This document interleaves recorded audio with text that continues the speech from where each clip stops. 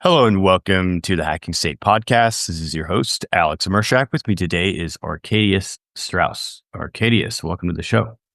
Thank you very much for having me, Alex. Thank you for coming on. So you're working on quite an interesting project, something called Techno-Nationalism, Yep. for building Western Civilization 4.0. Tell me a Yes. little bit about what Techno-Nationalism is. Okay. Well, I think it's important to paint the context first. Sure. So, the Western civilization has been through, I guess, three major stages. The first one was the classical West, which was defined by the Roman Empire and ancient Greece. The Roman Empire collapsed, and then we transitioned to the medieval West or the Middle Ages, and that also came to an end. That wasn't a collapse, though. That was more of a gradual change, and key events or developments in that transition included the Renaissance, the Protestant Reformation, the rise of mercantilism, the colonization of the Americas, the scientific revolution, and more. And we're now in the modern West, and we've had a good run. It's been 500 years, but I believe that many forces and trends are converging, and that it seems very likely that we're heading to the end of the third stage of Western civilization, and it's time for the next stage, which I call Western Civilization 4.0, and which I expanded upon in my my Western Civilization 4.0 series.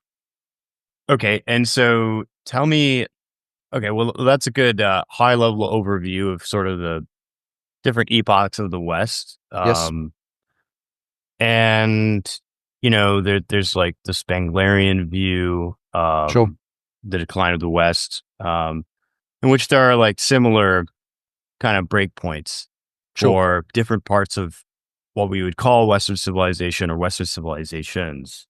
Yes.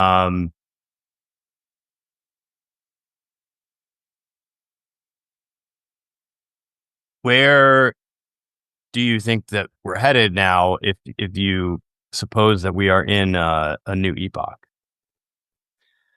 Um, well, I guess that's the great unknown. I mean, lots of people like to predict what the future is going to be, and I don't think any one person can can be right most of the time. I think maybe the best forecasters or prophets, if you want to call them that, might only be right maybe half the time. But where do I think we're going? So I think there's multiple possibilities.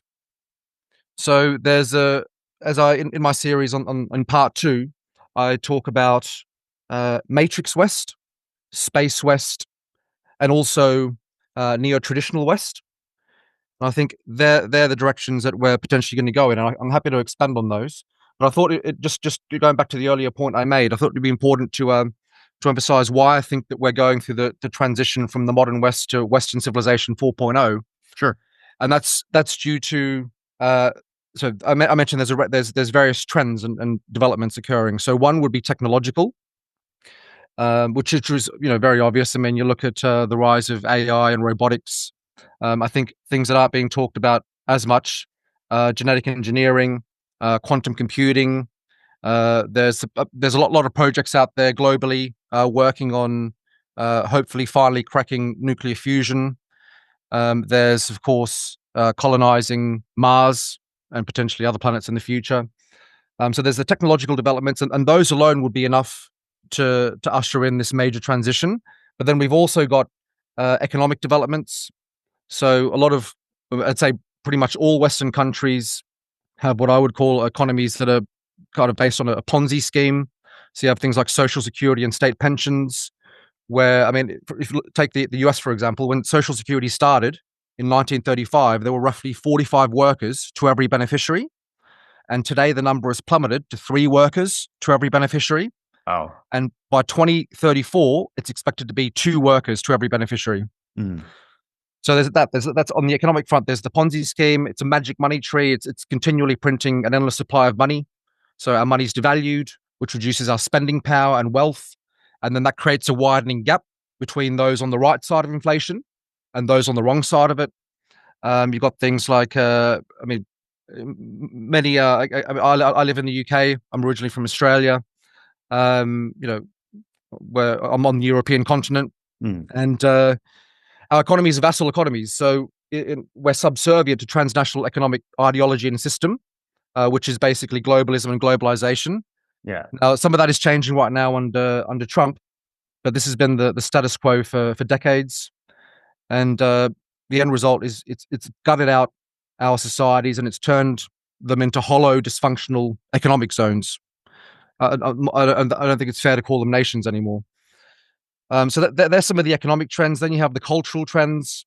There's been wokeism, of course, which is an umbrella term um, which covers a range of ideologies and movements pertaining to sex, race, health, ability, history, power, the environment, and a lot more. Sure. That's been very destructive on our culture and society. There's consumerism, which is a very individualistic sort of ideology or philosophy or way of life that people have been adhering to. And it's in many ways. I mean, there's consumption. I have to differentiate between consumption. So humans have been consuming, or rather, have had consumption for thousands of years. Mm. But consumerism is that times 100. It's on steroids. So it's built on appealing to our and serving our basest human instincts and inclinations, and that again has also transformed Western man in particular, and also, in fact, you could say maybe like other prosperous societies and civilizations. You look at the impact it's had on, say, on Japan, South Korea. Look at the fertility rates there. Yeah, it's decimated those countries. Then we've got things like like secularism and atheism. Um, so that's on the cultural front. There's also demographic trends. So our demographics are changing rapidly. So there's, of course, the reluctance of natives to have children. Hmm. And then, of course, there's outsourcing the production of, much like in today's globalized world, you outsource the production of T-shirts and iPhones. Sure. Today, we're outsourcing the production of our next generation Mm. to people who, who belong to other civilizations and cultures. And then there's the political trends as well. So, yeah, I don't know how much you want me to go into that, but all of this is covered in my Western Civilization 4.0 series, particularly in part one, which is Death of the Modern West. Yeah, yeah. Well. So I think the picture that you're painting for us is one where you've outlined all these trends, economic trends, demographic trends, political trends. Yes. And the upshot of all of it is that maintaining a society with all of this stuff going on is just simply unsustainable, right? Correct. At some Yes. point, if these trends continue uncontested, Yep. then you just reach a terminal point where your society has no longer the capacity, the will, in some cases, even the people to Correct. sustain itself That's at right. its current level of complexity. And I think that's the danger that a lot of people are facing. And this is actually why a lot of the techno optimist types are concerned about birth rates. Yes. It's not just because they are so altruistic towards humanity necessarily Hmm. that they believe that everyone should have children. Sure. Uh, I attended the NATO conference recently, and it's interesting because there's two primary factions within the natalist movement Sure. here in America, which is there's sort of like the religious right, Yep. who are mostly composed of Catholics, I would say. Yep. Um, and these are sort of like religious traditionalists. They kind of believe in the sanctity of every human life and the importance of having children simply for furthering God's creation. And so they Sure. think that having children is just a self-evident good in itself, and therefore more people and everyone should be having children. Yep. And then there's the techno-optimist faction, and the techno-optimist faction is actually very utilitarian about it, right? Hmm. Their belief is we need to get the birth rates up for economic reasons, for structural, political, cultural reasons. Yes. Um, but also we should be making the best people possible, and we should be using Mm. all kinds of technology, whether that's embryo selection or genetic engineering, Hmm. to not only allow people to have more children longer into their lifespans, but also to make Sure. those children better. Yes. And so I think this is an interesting split among people because Und- some people are fighting for ideals and some people are fighting for uh, utility. Yes, understood. That's right. And I think with the techno optimists, I prefer to call them techno utopians.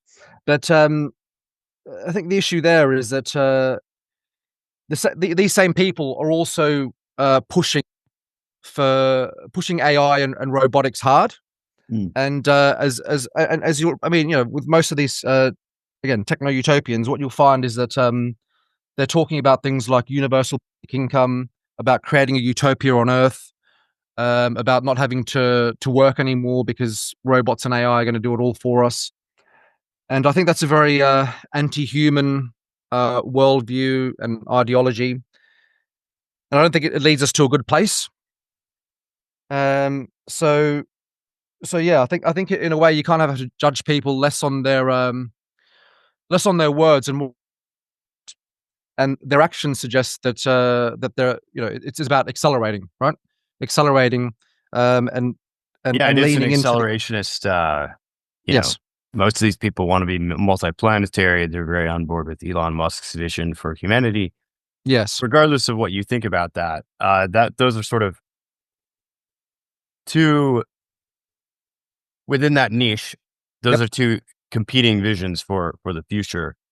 And you yes, you earlier you mentioned that you have kind of outlined some potential what you would call subcultures or sub factions within the West that could emerge sure, as a result of these trends. So yes. why don't we start getting into those a little bit? Because I think the two that we've identified so far are actually will fold nicely into some of those. Yes, okay, fine. All right. So I guess up till now, the I guess you could say the ruling establishment in the West could be described as globalist and woke, if we're going to simplify things. Hmm. And their vision of the future is one where they and this is as it relates to technology, is one where they control people and dominate people. And so basically, and again, I'm talking about this from the frame of technology. So from the frame of technology, um, the way they see technology is it can be used for control, for surveillance, for indoctrination and propaganda, for intimidation, enforcement and punishment. And for example, when we're talking about control, we're talking about things like digital IDs, central bank digital currencies.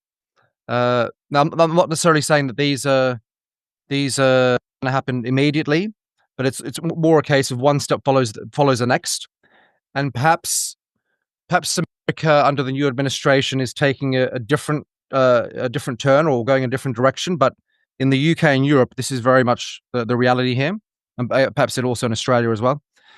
So yeah, CBDCs.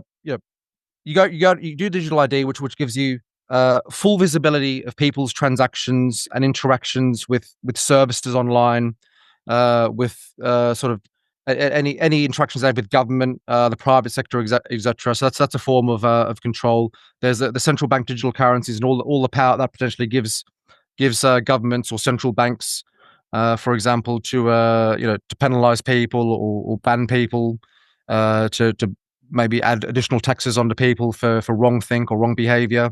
There's potentially social credit score systems. There's of course universal basic income, which is a form of control as well, because there's no such thing as a free lunch, Hmm. especially when that lunch is being offered by questionable third parties.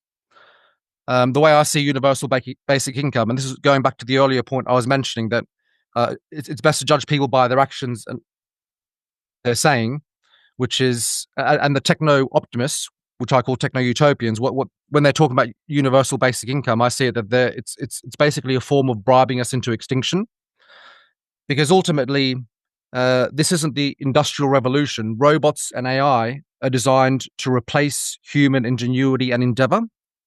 They're designed to replace human labor. Um, in order to do that, you have to give the people that currently exist on this planet some sort of carrot, and that is a universal basic income. Um, so uh, so yeah, and also just to go back to your earlier point about space exploration. So I think it's important to define that. I mean, there's different factions, but the reality is, and you did mention it's a niche, but it's a very powerful niche. the technological elite, and if anything, like I see them as the potential successors to the globalist and woke sort of elite which have governed us for the past, since the 20th century and the 21st century. So that's important to state. The you know, that yeah that it's that I just don't think we can take them at their word. The next thing is, if we're talking about the globalists and the woke, there's surveillance. So it's using things like facial recognition, emotion recognition, satellite and drone technology, which you can use to surveil people, smartphone surveillance. Yeah. There's even, I mean, again, I follow technological trends and developments. Um, there's been work done on mind reading. So there's two types. There's invasive, which is through implants, and then there's non-invasive through the form of like putting a cap on someone's head. So this is quite dystopian. Um, then there's another faction, which is the techno-utopians, and their vision isn't about dominating and controlling humans, but is rather about replacing humans, which I've already mentioned. Yeah. And you mentioned genetic engineering. So I mean that is, I guess, if it comes down, if you bring it down to the ideological level, or the the belief level, controlling humans is hard. And since the dawn of human history, or not I say since the dawn of human civilization, rulers have been trying to find ways to control humans. And so maybe the realization that techno-utopians are having is that, why focus on controlling them? Why not program them instead? And that is where genetic engineering comes in. And I mean, there's been so much developments in genetic engineering over the past couple of decades. And in fact, you may have seen recently that they brought back those wolves that had been extinct for tens of Yeah, the thousands of dire years. wolves. Yeah. Yep, yep. So there's a lot of potential there. There's going to be a lot of money that flows into that, and the will is there for people to actually explore it and do it. Hmm.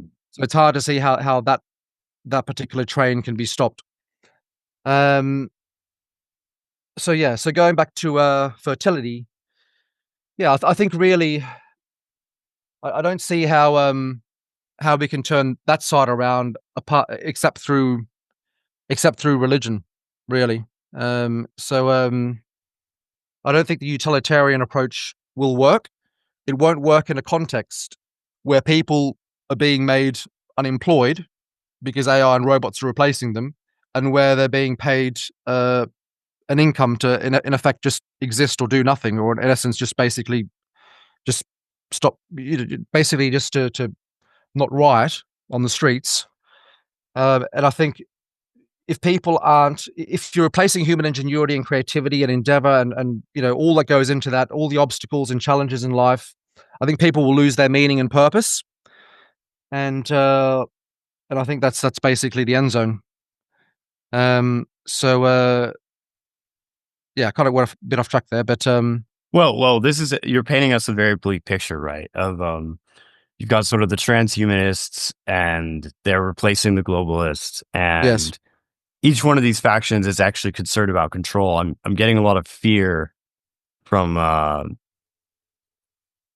this, and I would agree with you. Everyone that I've spoken to about fertility, including the Twitter account More Births, who's pretty good on this, yep, says that the religious component, or at least some notion of pro-natal belief, seems to be required.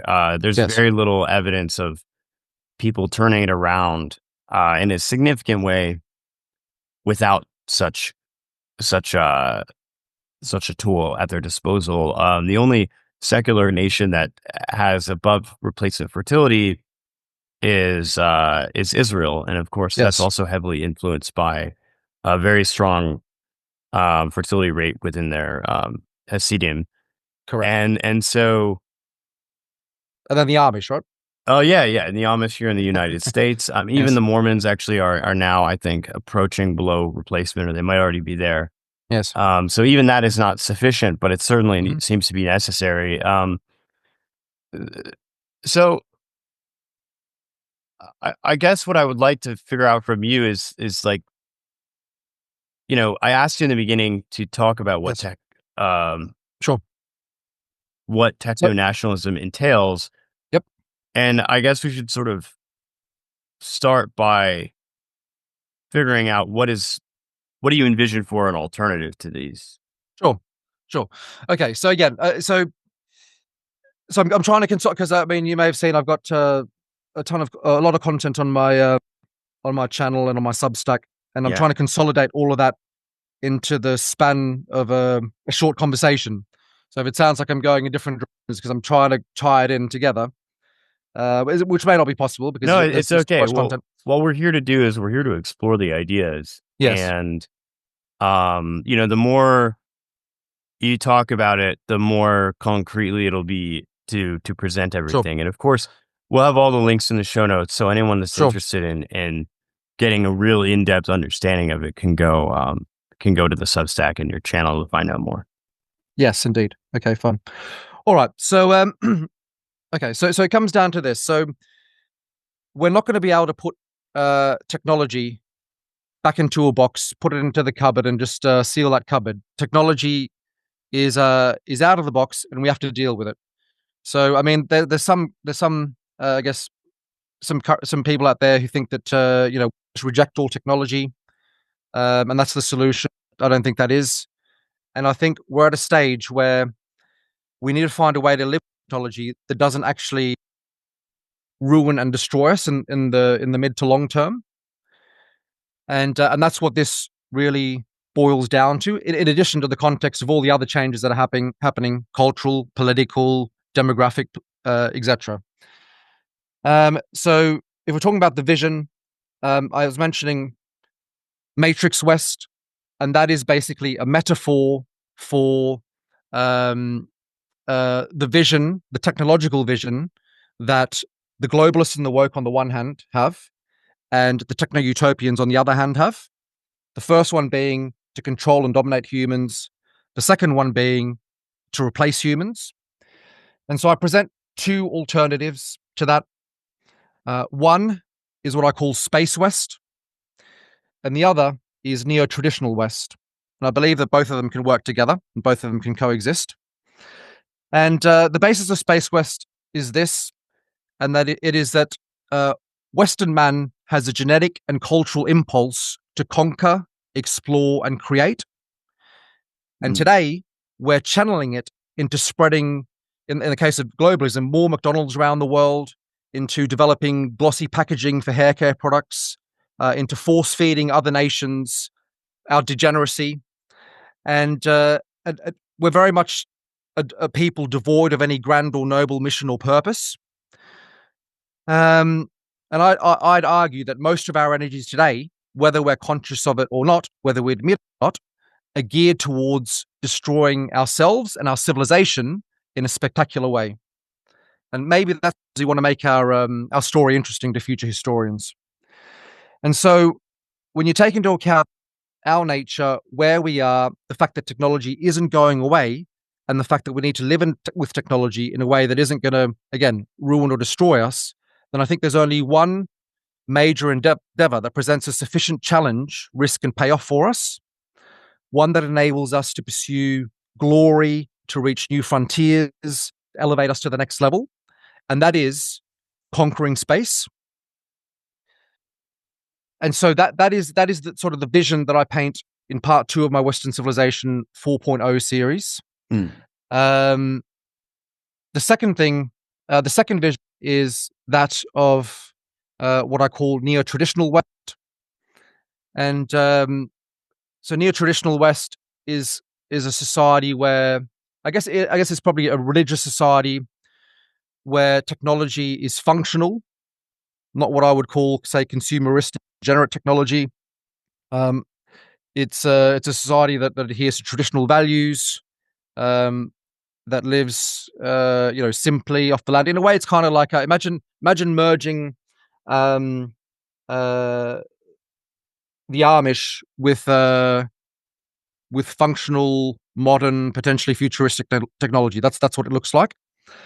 And how does that come about? Well, right now, you're seeing trends of people looking to exit the system. You're seeing it with those that are tech savvy. You're seeing it with those amongst religious communities. that have the economic and the economic means to do so. They're looking to exit the system. But I think another way something like neo-traditional West comes about is through the economic system failing, through potential civil wars, world war, through maybe a deadly lab-made virus, through general AI going rogue. And I think that leads to a decentralization and localism, which reflects in some way the medieval West. But but again, it's Western civilization 4.0. So I think they're the two, to paint the broad outline. I think they're the two potential positive paths we could take: Mm. neo-traditional West or space West. Yeah. There's something for everyone there. There's something for the religious, more traditionally inclined, and there's something there for those who just want to accelerate on the technological and scientific front, Yeah. productive Well, way. well, And this bifurcation yes, of two society, this sort of Elysium like situation, has sure, actually been posited by a lot of people. yep, Where there's going to be a large chunk of society that kind of opts out of the techno future sure, and just decides that they're happy, living a more modest kind of human centered lifestyle, yes, um, that is more traditional, yep, maybe even less sophisticated than a lot of people are living today. sure, Um, and assuming that they're allowed to do so yep, yep, by exactly, the more technologically inclined types, that they're given some freedom and some ability, and the planet is not like totally polluted or yeah, destroyed or fenced in from them, yes, then then I think that might be, you could sort of get almost like an anarcho primitivist or something like that yes, situation. And then the potentially, Space West yep, actually is very similar, at least in its characteristics, to kind of the idea of Faustian civilization, right? hmm, Um, which Spangler says is near exhaustion, but you could see the kind of reaching for space, sure, the kind of multiplanetary vision yep, as a way of reinvigorating that. correct, Um, and also, I think it's important that we use the word space, because it's not just space in terms of outer space, but it's literal space in terms of, in order to get people past the kind of dog eat dog scarcity kind of Malthusian dynamic, yep, you need to give people the opportunity to see that there's actually more places out there, and that 100%, there is room for for more of us, essentially. yep. Yeah, there's this poster that I've seen the protesters put up, which is there's no planet B, Hmm. but there is a planet B. There's a planet C, D, E, F, G, H, I, J, K, L, M, N, O, P. So it's just a matter of having the uh, will to do it. I mean, if you think about the resources of time, money, focus, energy, etc., and you think about how they've been wasted, even just over the past couple of decades, on completely destructive and pointless endeavors like foreign wars, like locking down our nations and ruining our economies, like like funding massive unproductive welfare states, maintaining these giant sort of blob bureaucracies, uh, basically pushing this destructive woke ideology. I think all of the time and energy, money and resources that have been wasted on that. If our leaders actually been focused on something like, for example, on colonizing our solar system, colonizing other galaxies, etc., then I think we would have made enormous progress. I mean, there's been trillions and trillions and trillions of dollars just gone down the drain. And what have you got to show for it except decline and decay? Um, so yeah, so that's basically the sort of the broad outline. So you asked me about techno-nationalism. Yeah. So techno-nationalism is basically acknowledging the situation, which is what I believe is we're going through a major transition from the modern West to stage four, to the fourth version of Western civilization. Can either be something dystopian, Matrix West, or it can be something positive, Space West or neo-traditional West. I think we should push for both. And so techno-nationalism is basically sort of a framework for that could potentially guide the next stage of Western civilization. Um, and so I put together a series. It's a 4-part series. In the first part, I question, can a society be both culturally traditional and technologically advanced? And in the second part, I basically look at examples of good and bad technologies, and I also introduce a moral framework for evaluating technologies. In the third one, I ask, to what end greater efficiency? I think that kind of goes back to what we were talking about earlier with techno-optimism, techno-utopianism, um, where it's like, where's the limit to efficiency, right? Because humans aren't super efficient beings, and we have physical limitations. So, but we exist in a system where ever greater efficiency and productivity are what what's important, because that ultimately leads to profit, which leads to power. And so it's hard to see how humans fit into that into that system, because again, we're not designed to be hyper efficient machines. And so that's where AI and robots come in. So that's the third part, and then the fourth part, I talk about the way forward, and so that's probably the part that's of interest to you. And so there I lay out 16 tenets that I believe are important, that can underpin this society, and these tenets, I guess you could call it an ideology or philosophy or framework, whatever you want to call it, but it's designed to be pro-human, compatible with God, in line with the laws of nature. It's technologically oriented, and hopefully it's positive and constructive. But again, this isn't necessarily like I'm not taking a globalist view on it. I'm taking or approach. I'm rather approaching it from the perspective as a Western man within Western civilization, and that's my focus. Because the reality is that the Chinese have to focus on their own people, their own nation. The Russians have to focus on their people and their nation. The Indians have to focus on their thing, and it's just pointless for us to try to to get involved in that. We need to focus on ourselves, and that's what I'm putting forth this ideology for Western civilization specifically. I'm happy to go into the tenets, or I'm happy to sort of focus on some of the other Well, elements. Like, I think those tenets are a good set of aspirational characteristics. sure, I do have a question about, again, I want to dwell on the term nationalism for a second, okay, because you said, okay, well, the Chinese have to figure their own thing out, the sure, Indians, the Russians, etc. yep, It's not as if the West is one unified nation. So, what do you mean by nationalism? You're overseas, I'm in America. Uh, yep, are you envisioning a sort of pan, you know, a transatlantic alliance, or is nationalism just kind of this notion of each of the nations has a responsibility towards figuring out their own way forward in the future? I want to yeah, dig into what you mean by that a little bit. yeah. So it'd be the latter. So we have to acknowledge that the US is a distinct country, as is Canada, as is the UK, Germany, France, etc. So there's a broader sort of cultural umbrella under which we sit, and we're allies, friends. We have a shared cultural heritage, history. Um, there's a lot that we share in common. Much the same as, like, when you look at, say, like Arab nations, for example. Like there's that sort of there's they relate to each other as brothers, cousins, whatever, however you want to talk about it. But yeah, so there is that umbrella. But nationalism is basically it's putting one's own nation and people first. Hmm. So within the system which I propose,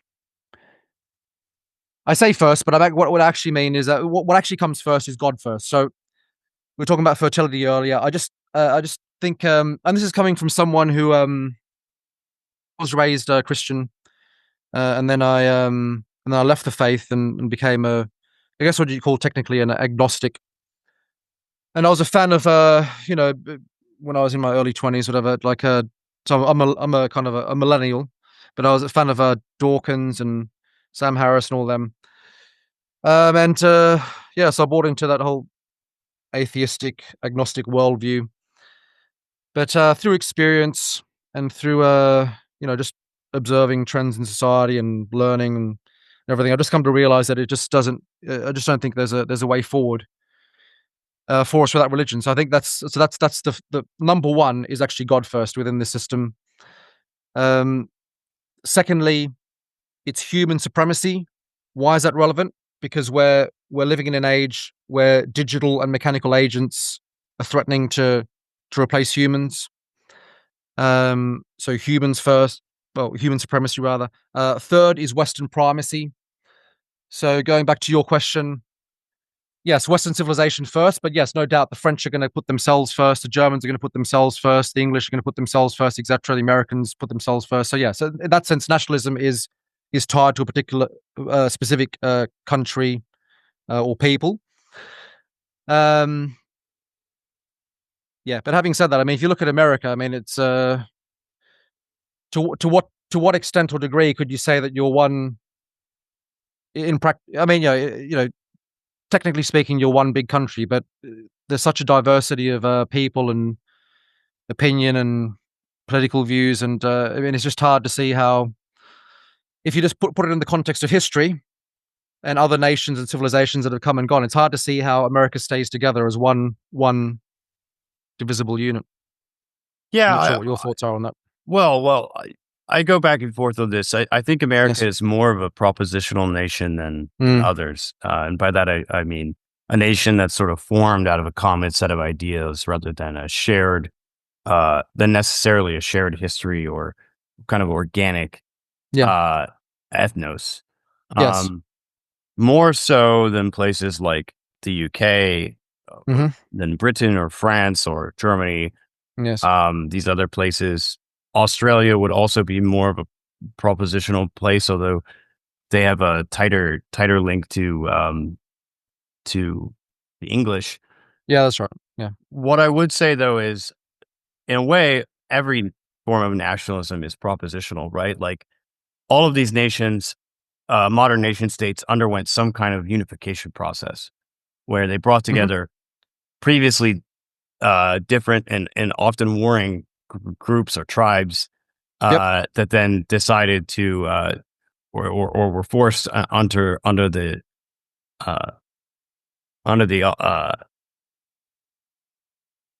under the sovereignty of one Yes. usually monarch. Yep. So so in that sense, I don't think that America uh, i- is necessarily qualitatively different, but it does have this. It but it is new among nations, Hmm. and it's much less tied to its roots in terms of most of us are don't go very far back. You know, Couple hundred years. my yeah, I mean on my father's side, he is an immigrant, Yep. and on my mother's side, we go back maybe to the late 1800s, Okay. which isn't that far. So, Sure. you know, I would be at best what is considered an Ellis Island American. Yep. And there's a number of people that I know that will say things like, "Oh, if your ancestors couldn't have fought in the American Civil War, then you're not really here." And Mm. it's important when you're having these discussions not to take these kind of things personally. Sure. What I would say is, I I kind of agree with you that I think America is less likely to stay nationally unified than it was before, but I don't think Yes. that means necessarily a civil war. I think actually what it looks like is the individual states becoming more empowered, Yep. and places like Texas, California, and New York Yep. basically just becoming uh, less tethered to the trends of the federal government over time. And maybe that looks like an overall shrinkage of the federal government. I would certainly like that to happen. Yep. Um, However, I don't see America breaking apart, and I do think that America is certainly at the forefront of any kind of techno futurist Yes. agenda because, Correct. for better or for worse, all of the great tech companies outside of the Sinosphere are here. Yes. That's right. Um, so the spacefaring civilization will come out of the United States. Yeah, as it currently stands, and that's right. yeah, it would come out from the United States, and most likely SpaceX or NASA or both. Yeah. Yep. So that's what I mean. That's not to say that. Again, I'd say that we're not necessarily in the best state, but that's not to say that we don't have potential. The question is how do we get to that point? And I just don't think it's a clean it's a clean transition. So I think yeah, I mean there's many parallels between the transition from the classical West to the medieval West, aka collapse, but there's also many parallels between the transition from the medieval West, which is a series of events and developments. Uh, Maybe different things happen in different parts. Things unravel differently than they do in Europe than they do in Australia and New Zealand, etc. Um, yeah, so I think I mean these things can be hard to predict, but the things that we can see again are the trends which I outlined. These things are pretty clear, and so we just have to kind of like even if no one can be 100% right in their predictions, the Mm. fact is, and I'm repeating myself, but there are major political, cultural, demographic, uh, technological trends that are unfolding, and it's hard to see how it remains business as usual or it's the status quo. Um, Major change is occurring, and I think it's just going to accelerate. What do you Um, what do you think you're doing with your project? yeah, so it's interesting. So when I started this a couple of years ago, and I've deliberately kind of not I've tried not to get too involved in the online sphere, and yeah, I guess what I was I want to develop my ideas independently, Mm. um, and not have them be too influenced by what's going on online and the current thoughts that are online. And I think, but naturally, the way I am is like I don't I'm very interested in knowledge and in I guess in intellectual pursuits, but only to the degree that they're useful in reality, only to apply them in reality and do something with it. So I think where I'm at now is again I'm not American.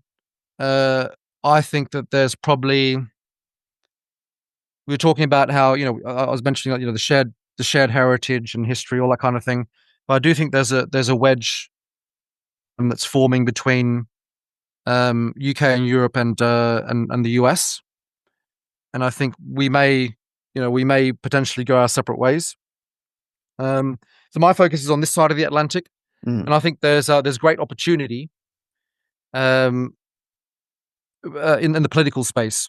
So, and I think particularly in the UK. So basically, we've got a situation where the two establishment parties, which are the Tories or the Conservatives, which are basically the equivalent of the Republicans, and then the Labour Party, which is the equivalent of the Democrats, Mm. have just both failed. And I think there's an opportunity there for a party that kind of ticks the boxes of nationalism, but also is forward looking. So in other words, it's not leaning heavily into like say sort of like just just all about nativism and just looking backwards to the way things were. It's basically got a plan for the future, um, a visionary plan for the future, but also incorporates nationalism. So I think it's the merger of those two elements that's important. Because right now, none of the mainstream parties have that vision for the future, and none of them, again, going back to nationalism, none of them place their nations or their people first. So they're placing the interests of sort of transnational corporations and entities first.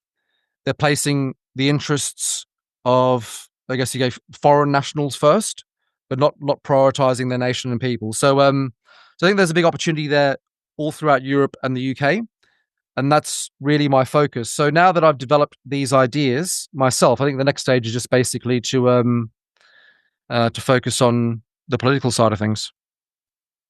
Yeah, that's what I intend to focus on. And My sense is that Europe is very non-vital at the moment. Um, I'd agree with that. and yeah, and it's And that's a problem, right? well, That's a problem because I think, yeah. it's a problem, but it's also not necessarily uh, you know, set in stone. Correct. What I want as an American is an American who's sort of on the right. It's I want Europe to kind of find itself again, right? Sure. There's actually there's a deep cultural, political, historical tradition in Europe Yep. that's on the right, much deeper than what's in the United States. I mean, U.S. Yes. conservatism is kind of like a post World War II Frankenstein, and Well, it's liberal. yeah, It's yeah, conservatives are basically the late majority and the laggards on the liberalism adoption scale. yeah, standing athwart history, selling stock, and and so what I'm trying to say is I don't know what to do about the European malaise. I don't know Mm, mm, how to reinvigorate them. yeah. But I do know that if they could, that the soil is there. Oh, Um, correct. That's right. and so I'm just curious if you have any thoughts about that, because what I get Yes. when I think about the UK, especially Hmm. the UK, unfortunately, I just think of this society that was so great and so did so many great things, and now it's just kind of like this locked down, Mm, almost like daycare for adults yeah. as a nation, and it's sad. Yeah. It's very sad. Yes. Okay. So, I think if we look at some examples of uh of nations that have completely transformed, have like undergone massive change and Mm. which has been for the better. Like if you think about, for example, Singapore in the 20th century. Yeah, So Singapore was a rural backwater and is now a major economic powerhouse, and that was as a result of of one man really, yeah, Lee who Kuan Yew. turned. Yeah, exactly. So I'd say one of the greatest statesmen and leaders of the 20th century. So he managed to turn that around. Now, if we look at say a modern day example, El Salvador. So if someone had told you before Nayib Bukele came along that this crime ridden, gang infested, ultra corrupt and violent, poverty stricken country could become like almost like a paradise, something out of like a fiction book, then you wouldn't have believed it, right? But again, it just took one man to turn things around. Mm. This has happened in other things, like for example, like Japan. Feudal Japan was an agrarian society. It grew to become an industrial power. The change happened quite quickly. You look at post World War II Germany. So it was, again, ignoring the cultural aspects. It had been reduced to ruins, and then again it grew to be an economic powerhouse. South Korea was a dirt poor country with barely any natural resources. Was growing to become an economic powerhouse. So I think we have to take into account that, yeah, I mean, I think that the raw materials are there, but I think, particularly on this side of the Atlantic, we've just been so beaten down, and by a range of factors. By it's been the effects of globalization, the effects of again, I'm using the term wokeism, but really it's just an umbrella term for things like progressivism and liberalism and social justice and communism and cultural Marxism, whatever you want to call it. All these things that have just eroded confidence and belief. Um, but I still think there's potential. But we have to ask ourselves in what direction can that go? So there's a potential that it actually goes in what I think would be a negative direction. So maybe people start going, well, these are, it's the capitalists' fault, and it's we have to turn to something like communism, which would be bad. So I think the positive, I think the thing that we need to look at is I think it's nationalism. I think nationalism is a solution, but not just not 20th century nationalism, not again just something which is just purely nativist nationalism. I think it's that techno-nationalism aspect, because it's presenting a vision for the future that can excite people, that can get them motivated, and that can hopefully reinvigorate them. So I see no reason why, with the right focus and energy, why say, on this side of the Atlantic we can't develop. I mean, there's a European Space Agency and they're carrying out missions, but I see no reason why we can't actually put out all our brain power and talent together to actually achieve great things again. But Yeah, yeah, you're right in saying that America are leading for sure, and that we're far behind. yeah, and what I would like to see is just more collaboration in general between the United States and Europe. I mean, I think it's unfortunate that right now we're kind of going through a rough patch where, Mm, uh, because of the new administration and their position on trade and so forth, that a lot of Europe and some of our other allies are starting to kind of distance themselves. I don't think that's going to last. I think all this will sort of get worked out eventually. But at the moment, there's a little bit of a sense of decoupling, and maybe it's healthy. Maybe there's some healthy decoupling that's happening.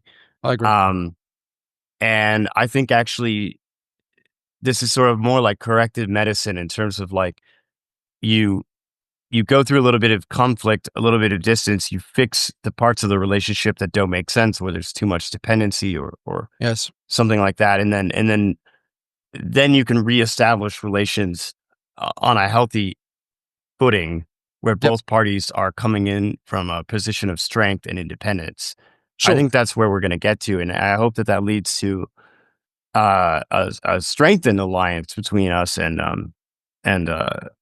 Western Europe in particular. Yes, I mean that's the hope. But we've all got our internal issues. For example, I was reading an article on Austria. Mm. So and just yesterday, and it's talking about Vienna, and I think 41% of school children there are Muslim now. Wow, in So that's, Vienna, yeah, in Vienna. That's right. So these I don't so remember seeing a lot of Muslims in Vienna.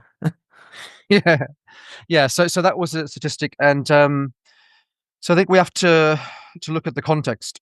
I mean, you've got issues with illegal immigration. You've got issues with legal immigration as well, Hmm. as do we.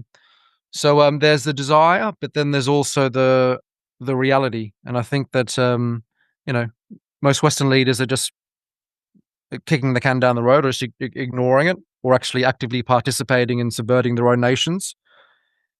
And I think that that needs to be dealt with. Which means that it's going to take people that are willing to get their hands dirty to do what needs to be done.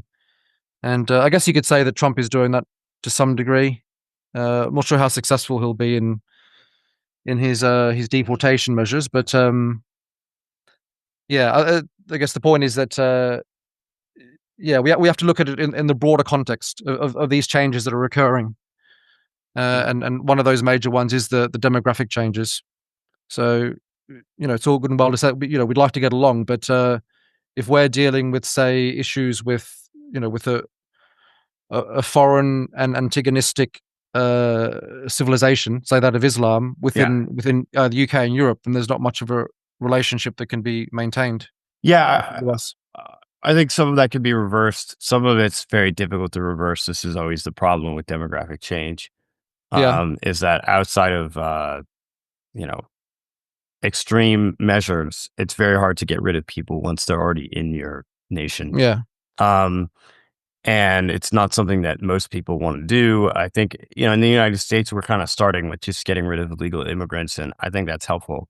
But mm, really, you need you need programs like that to go full force, and then you also need to actually get legal immigration dramatically under control, and yes, that's a much harder sell because there's a lot of vested interests in keeping that gravy train going.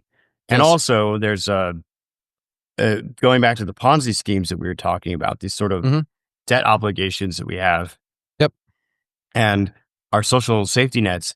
yep, If they're dependent on increasing population size and the birth rates are sure, plummeting, then immigration is a very easy fix to that. Even if yeah, it has long term negative consequences, yep. it's hard for people to resist those economic incentives. Yeah, so it's I'd say it's like a short term sugar fix because Mhm. particularly again on this side of the Atlantic, it's actually more of a it's a net economic negative. Sorry, it's a net negative economically. Yeah. So it's not even fulfilling that function anymore. So like in the UK, for example, So it's literally just a money transfer scam. yeah, well, it's basically it's colonization. Yeah. It's Yeah. colonizing our countries, and it's being facilitated by our leaders. So yes, I mean, like for example, the majority of social housing in London is held by basically people from foreign nations. Um, yeah, I mean, they're on a lot of them are on welfare. It's yeah, Denmark did a study. So a lot of lot of our countries weren't actually publicly knowledge, but Denmark actually did the study and showed that for example, immigration from Muslim countries was just a major net negative in almost every sphere. Hmm. That's coming from tolerant Denmark. Um, so yeah, and then so yeah, going back to the yes, I don't think it's even going to resolve the Ponzi scheme. I mean, going back to your example, you had 45 workers to every beneficiary. This is America. Now you've got 3 workers to every beneficiary.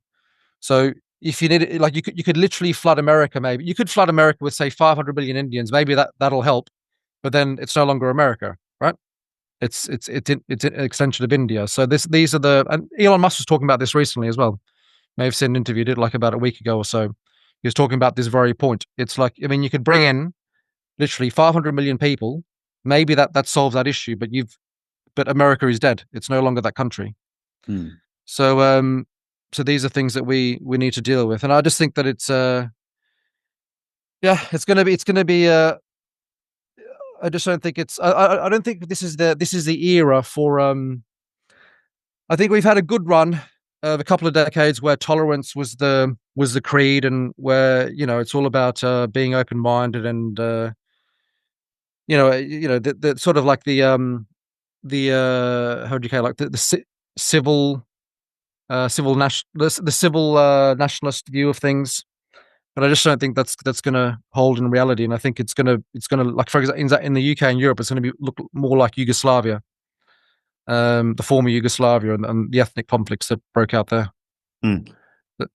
So yeah, and all of this in the context of basically, and again, we're talking about mass immigration, lots of people coming in, but all of this in the context of the techno-utopians simultaneously developing robots and AI that are designed to replace human endeavor and labor. So how do you square those two together? Yeah. Mass immigration, but also replacing human labor. So that's just a recipe for disaster. So I'm actually naturally an optimistic person. And I'm a resourceful person and thinking about. I'm very solution oriented, but it's also important to acknowledge where we're at and what's happening across different spheres, and then to look to history to see what's unfolded when similar sort of factors have been in play, and see where that might lead us. And I don't think I don't think it's I don't think it's going to necessarily be positive. I don't think it's going to be a good thing, but in a way, it will be a good thing in the long term if we have the right leaders to guide us through it. Yeah. But it's still going to be painful. It's going to be very painful. That's just the Mm. reality.